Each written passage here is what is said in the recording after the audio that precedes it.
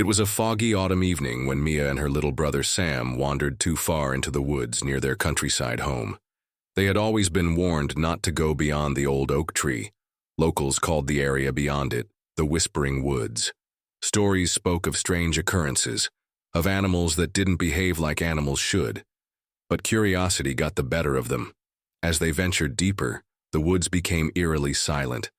No rustling leaves, no chirping birds, just an unnatural stillness. Suddenly, Sam spotted a rabbit sitting in the middle of the trail. Its fur was too white, glowing faintly in the dim light. "Look, Mia," he whispered, but as soon as they made eye contact with the rabbit, it tilted its head unnaturally far to one side, as if studying them. "Let's go back," Mia said, grabbing Sam's arm. But Sam, entranced by the rabbit, stepped closer.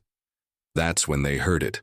A low growl, not from the rabbit, but from the shadows behind it.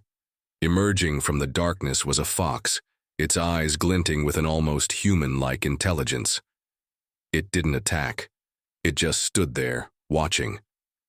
The rabbit hopped closer to the fox, and something about the way they interacted felt wrong. If you want to know the whole story, just hit the follow button. The fox didn't move like a predator. Instead, it bowed its head to the rabbit, as though it were submitting. Then, in a chilling twist, the rabbit emitted a guttural, almost laugh-like sound. Mia yanked Sam's arm harder. "We're leaving now," she hissed. But as they turned, more animals began to appear. Owls, raccoons, even a deer. They surrounded the siblings in a perfect circle, their eyes glowing faintly in the fog. One by one, the animals began to make sounds that didn't belong to them. The owl barked like a dog. The fox mimicked the hoot of an owl. The deer bleated, but it sounded disturbingly like a human crying. Sam clung to Mia, tears streaming down his face. Then the rabbit spoke. Its voice was low and gravelly. Nothing like what Mia imagined a rabbit, or anything for that matter, should sound like. "Why have you come?" it asked, its mouth moving in a grotesque, jerky manner. We're sorry. We didn't mean to," Mia stammered, pulling Sam behind her.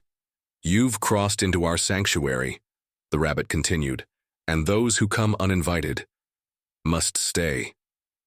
Mia's heart pounded as she scanned for a way out. The animals began to close in, their strange, mismatched sounds growing louder and more chaotic.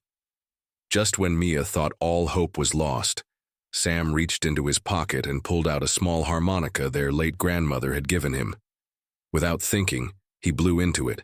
The shrill, piercing sound cut through the cacophony. The animals froze, their glowing eyes flickering.